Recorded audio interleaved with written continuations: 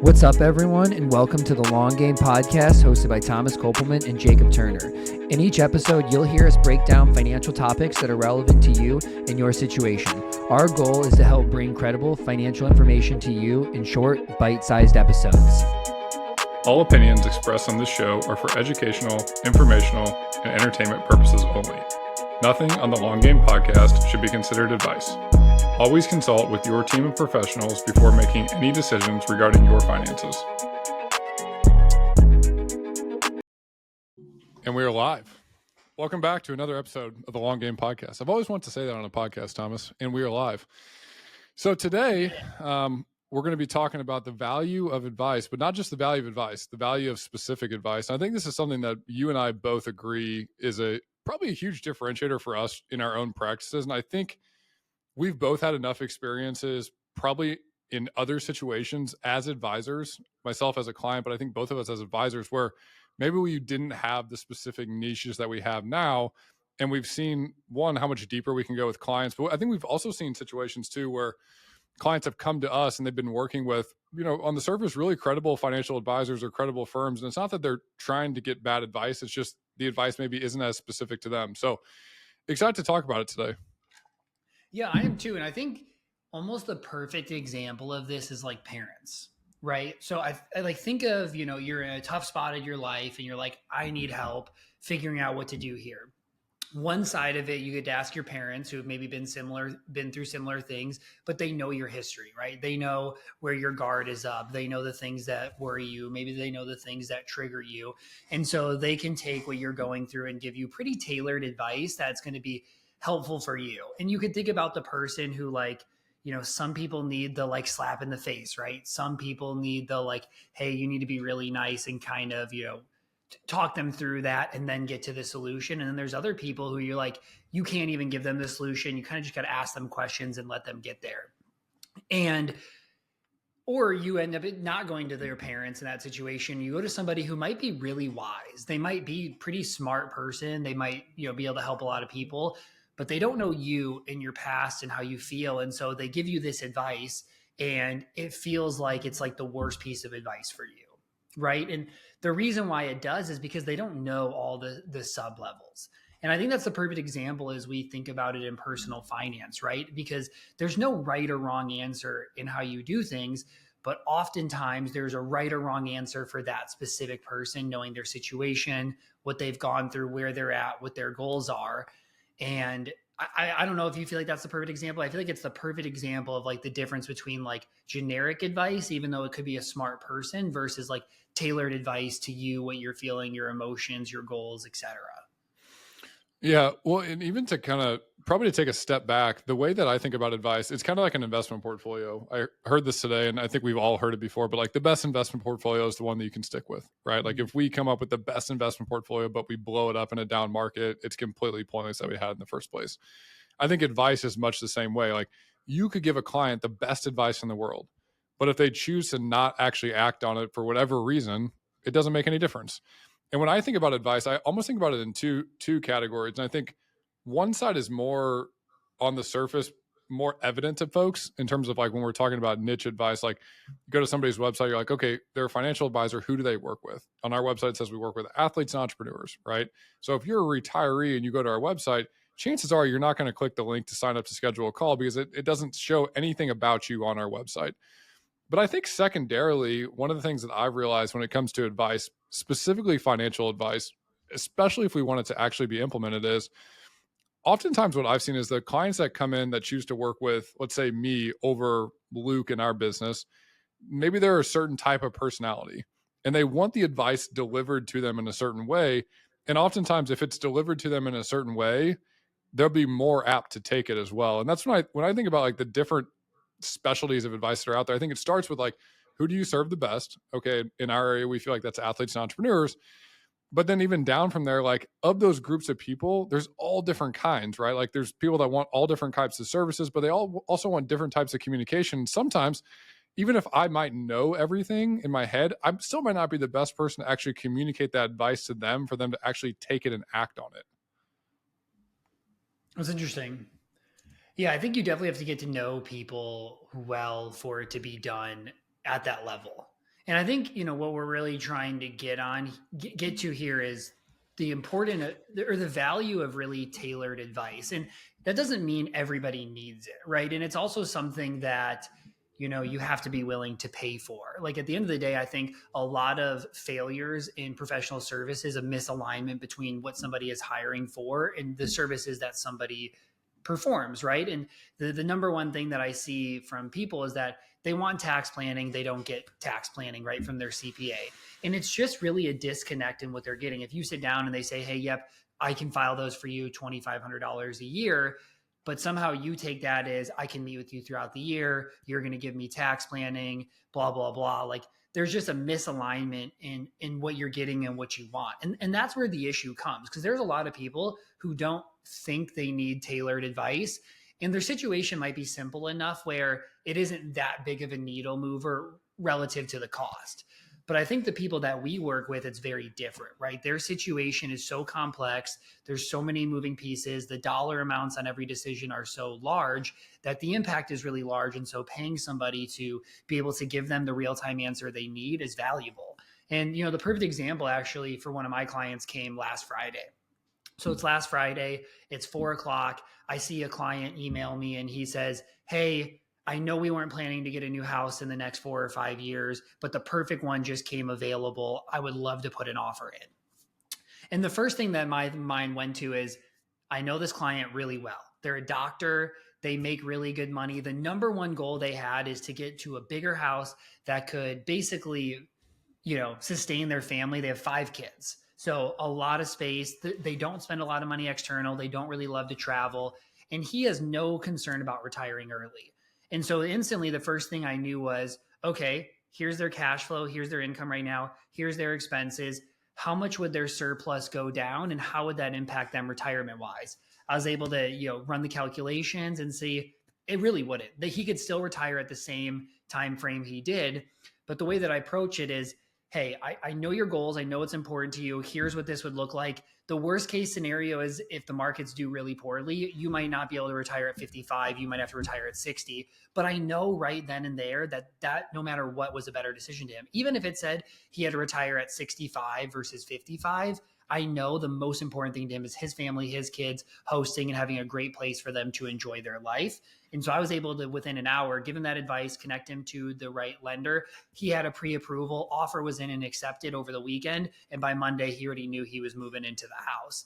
And if you work with an advisor, for one, who doesn't know you, that's not going to happen. If you go to an advisor who doesn't care about your goals and they just care about best financial decision, they're going to tell you not to do it.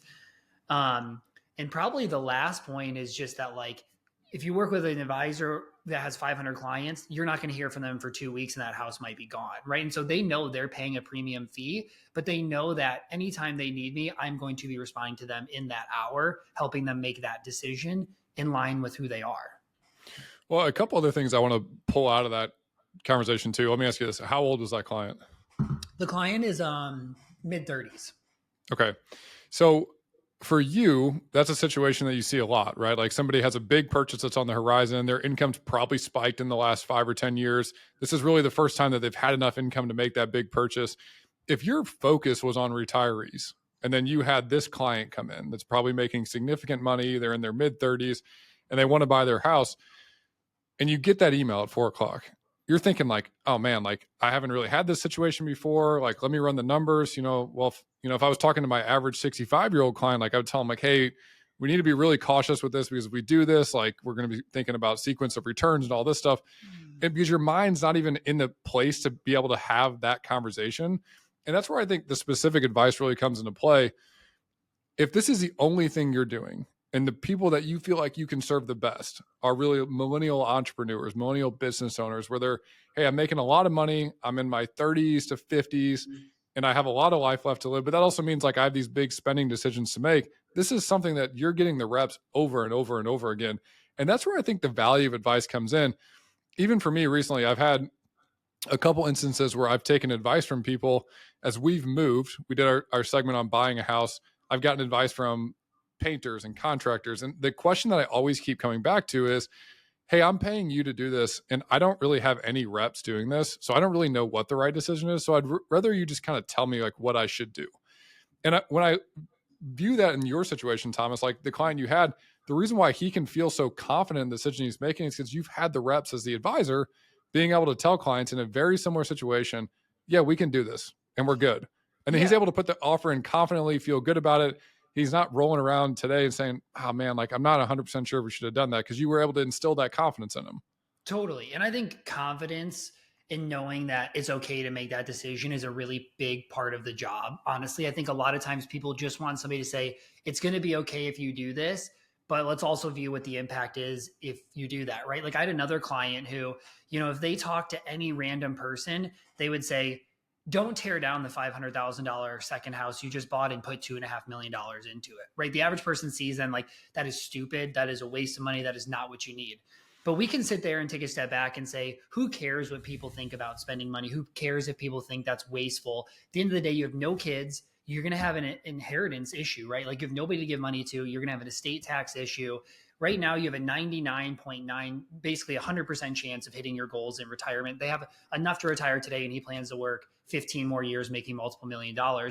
He went from a 99% chance of success in retirement to 98 by doing a $2.5 million project on his house, right? Like bad financial decision, great life decision, actually great financial decision for him. He's going to lower what they'll have in estate taxes, most likely down the line. It'll have a great thing for them the rest of their life. He gets to do all the fun things that he wants to do. But the other thing, to go back to what you said, is, sometimes when you work with a ton of people, the value actually is, here's what we see most other people do, right? So like the perfect example, I think for me, is business owners, right? I work with a ton of high profit business owners that are all going through the same things. They're growing, they're hiring. We're trying to pick entity election and retirement accounts and tax planning and do cash balance plans. And a lot of times the thing is, what would you do if you were in my shoes? And what are other clients that are similar to me doing, right? And because I work with 40 plus households in the exact same situation, I can help give them that answer. And versus the advisor who's like, well, I just took on my first business owner, it's going to be amazing. They make $1 million. And they're like, what entity election should I be? And they're like, I literally have no clue. Like, I'm not even a business owner myself. I don't help any other. Okay. How much should I pay myself?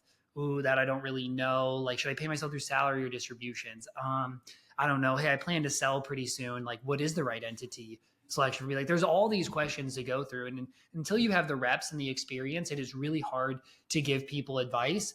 And you're not going to feel confident in the advice until you know it, until you've done the reps. And I know sometimes that's hard to get, but you, as any consumer, that's what you want to hire, right? Like for Jacob, for you, like, what better experience is there than you were a baseball player?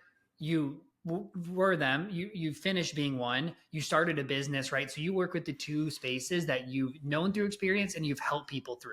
So as a baseball player comes out, they're like, that's perfect, right? Like I get to work with somebody who works with a ton of people like me, but has also felt it, because that's a different level. And it's the same thing with me, with pretty much business owners, right? Like I work with a lot of people in that space. I know what they're going through. I run multiple businesses myself. That gives me a different level of experience. And as a consumer, that's what you want. And it's the same reason we don't take on people outside of our niche, right? You do the same thing. Retiree comes to me, I refer them out. Somebody comes to me and they want advanced, investment management with all kinds of crazy things we don't do. I refer them out because everybody's better being served by the person who specializes in what they're going through. Yeah. Well, I think the way I look at it is like, if there's 3 different levels to it, if level 1 is like just understanding the basic concepts behind it, right? And what I tell everybody is like, you can find a lot of the basic concepts online. Now, whether you want to actually execute on them on your own, that's a whole nother discussion. The second thing is understanding the nuances behind those different ideas. So in your client situation, somebody's buying a house. I mean, you could understand online based on calculators and everything else, like here's kind of what I could afford based on my income, based on my expenses, but then understanding the nuance behind it of like, okay, well, let's zoom out 20 years, right? Like we don't have anybody to give this money to. I think this is a great decision for your life today. And then it's also giving them the confidence that, like you said, like either I've done this myself or I have a bunch of clients that are going through this.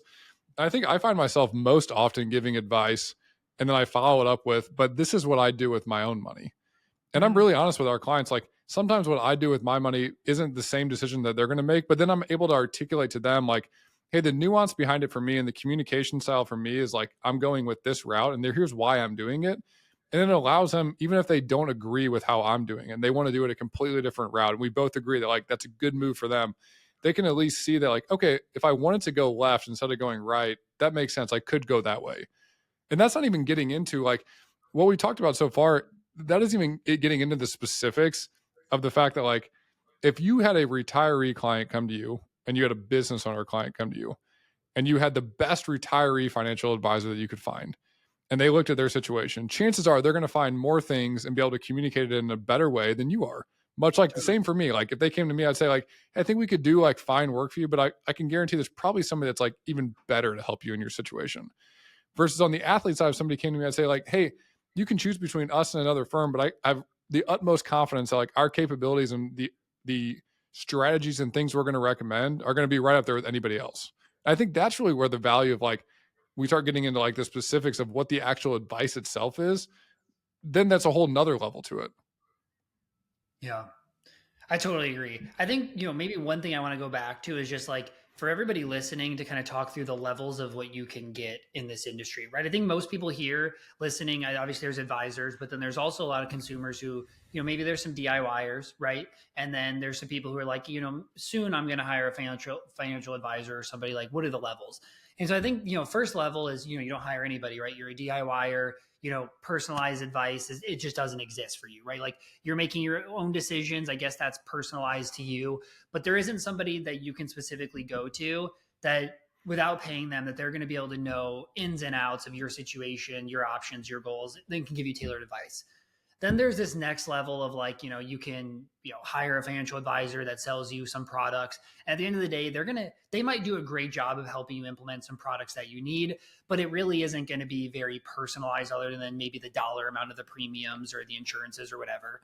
Then there's the next level of, hey, I pay someplace, $1,500 or $2,000 a year. I have a personal call line.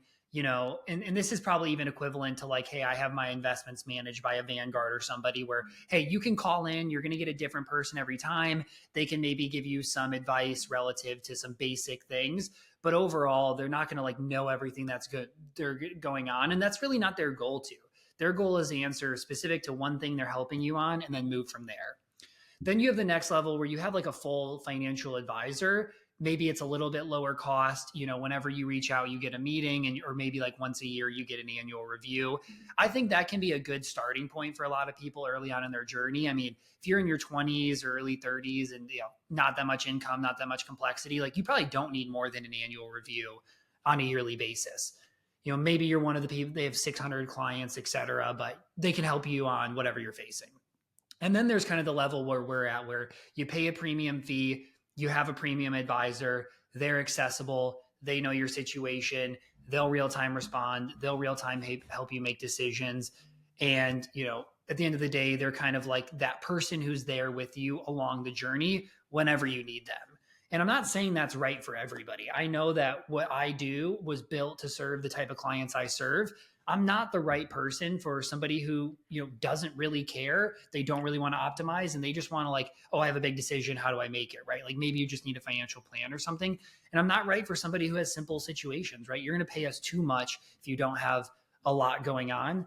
But I do know that I'm right for 7-figure business owners who have high complexity, very complex situation. They also just don't have a lot of time and they just want, here's what I'm going through. Give me the solution. I'm going to do that. And then have the regular reviews over all the, important parts.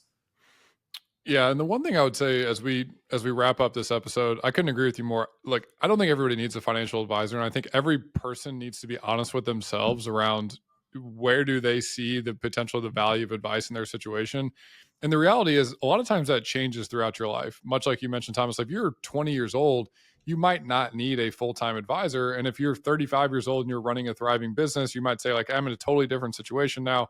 I really want to make sure I have advice. But for everybody listening, the other thing that I would say that I think is so cool about this industry now, as opposed to 10 years ago, is no matter which level of advice you want to have, you can get specific advice to you in your situation.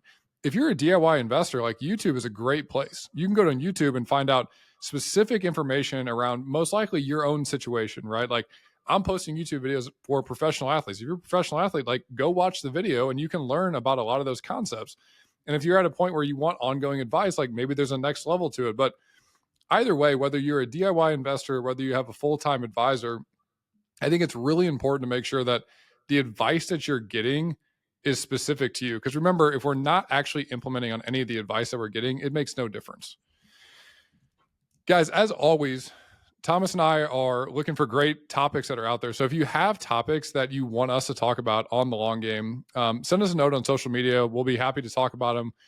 Would love to dive into some of those topics. And as always, I was just looking it up. We have 57 ratings on Apple Podcasts, 4.9 stars. So we would love it if you guys would rate and subscribe to the show. I know we're posting this on YouTube as well, so you can see a video format of it. But until next week.